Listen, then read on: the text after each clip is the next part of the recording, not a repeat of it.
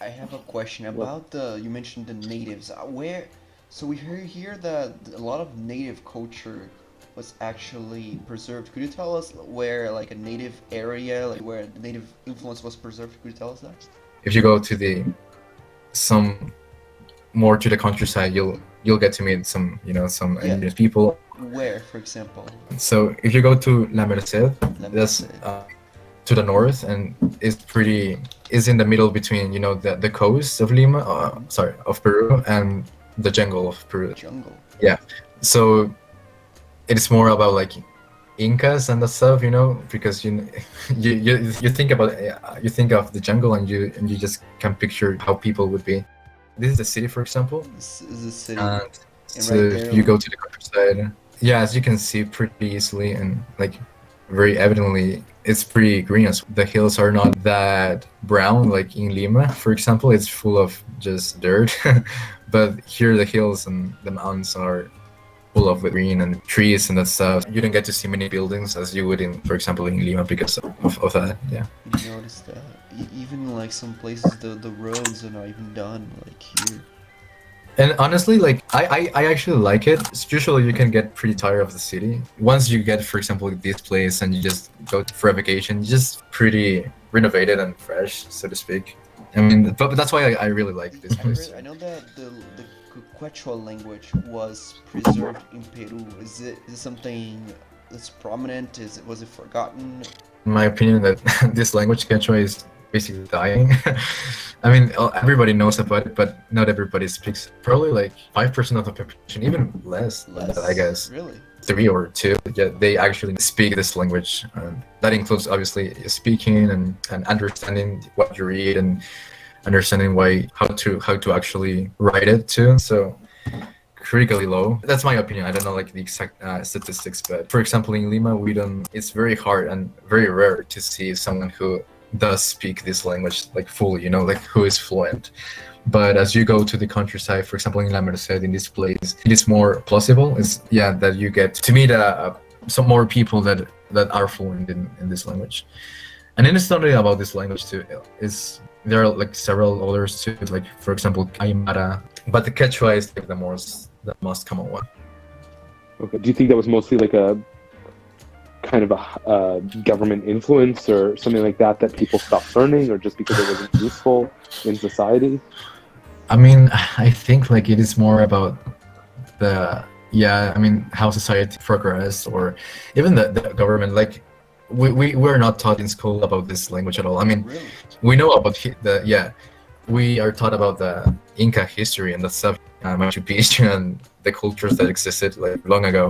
And if you want to learn it, it's very difficult to even find a language institution that that speaks that language. I mean, I don't even know if there is something like this, at least in the capital. I would be pretty impressed if I learned that there is an organization or an institution that teaches this language. Wow, it's kind of surprising, I have to say.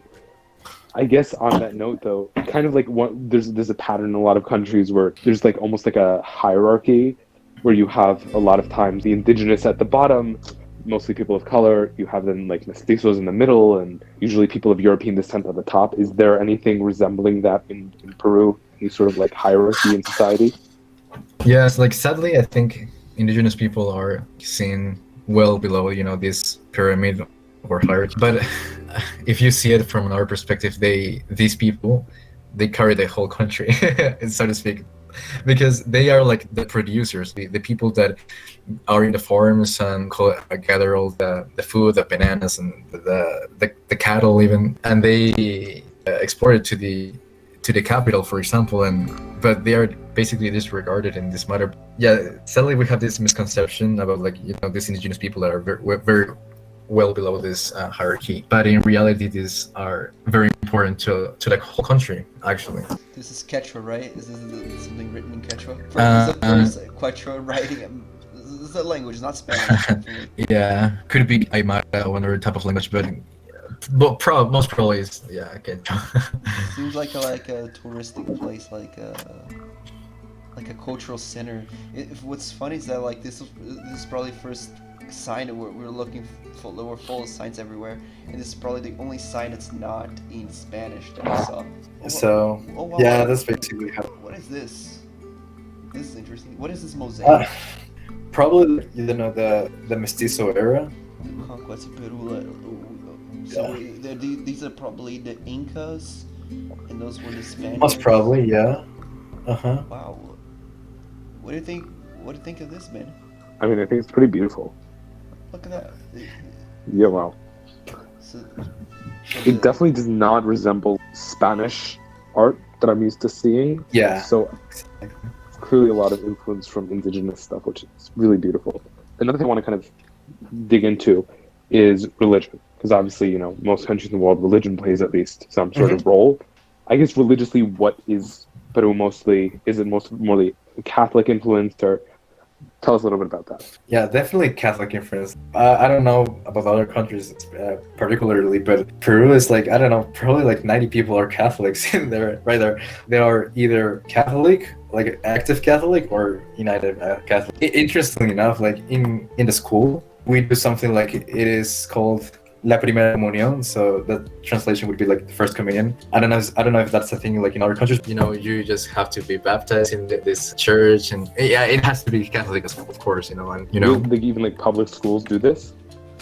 Yeah, even the private schools. Like for example, in my school where I was, public or private? like both of them. Oh, really? Like even I was in a private school, and every Monday we had like this gathering up, like where the principal would speak, and after she spoke, this guy would always come and he started to pray and like to the whole school, you know, and that's something that doesn't really happen in other countries. For example, I don't think that even happens in the U.S. But could you show the school?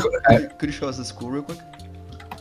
Because I don't know what a school in Peru looks like. I'm actually curious. Oh wow! So no, it's so different from some U.S. schools. Wow. Like, Oh wow! Oh my gosh, this is so like nostalgic to see actually. That's so funny. Oh my gosh, my school. Wow. So okay. I'm not getting into how schools work in Peru or even in Latin America, because the system is so different from the United States. So in the U.S., for the most part, most people do not go to private schools.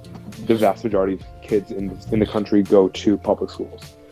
And, you know, there's not like great equality amongst public schools, but that's kind of the direction people go in.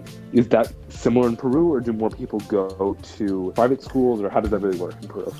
So I think it's like, I don't want to say something like it might be like, you know, bad for someone else, but the thing with, at least from my perspective, is that usually, not like I'm not saying like always, but most of the times, like people who really can't afford going to a private school go to the to public schools, you know. But that doesn't mean that they don't have money at all, because I know people that they're wealthy, they go to public schools. The sad thing about this is that private schools are, you know, they prepare their students better, and so the education is much way better than public schools. But this is not true. This is not always true. You know, there are some public schools that are better, but usually this is how this works, at least from my perspective. I noticed that it's much more, how can I say, open air in comparison with American schools. Yeah, totally. American schools are much more closed. This is more open. I would say honestly, it looks very similar to a Brazilian private school. So how many? Yeah. So these schools, they don't have a lot of people, I would assume, right? So it's very. Yeah. I mean, these schools, they don't have like as many people as, for example, in the States have. But yeah, that's a whole different story. So thank you so much, Josue, for joining in. Thank you guys. First Yeah, seriously, Peru thank you. This episode. was awesome. There will be more episodes coming about Peru. Remember, Lima is not the only part of Peru. Exactly, dude. Huge. There's so much more. There will be more episodes coming along, more Peruvians. It would be awesome if you guys can, like, you know, get to interview more people that are across the country, and so you can have like a more overall perspective of this spectrum. And, Yeah. Again, thank you so much.